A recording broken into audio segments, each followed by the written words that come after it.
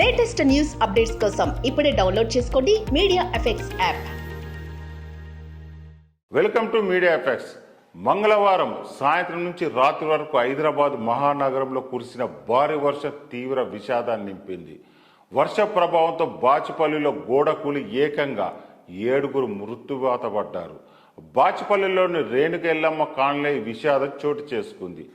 గోడ కూలిందన్న సమాచారం అందుకున్న అధికారులు మంగళవారం రాత్రి నుంచి బుధవారం తెల్లవారుజామున వరకు సహాయక చర్యలు చేపట్టారు. శిథిలాలను తొలగించి మొత్తం 7 మృతదేహాలను వెలికి తీశారు. పోస్టుమార్టం నిమిత్తం మృతదేహాలను గాంధీ ఆసుపత్రికి తరలించారు. కాగా మృతులంతా రేణుక ఎల్లమ్మ కాలనీలోని ఓ భవన నిర్మాణంలో సెంట్రింగ్ పని చేస్తున్న కార్మికులుగా తెలుస్తుంది.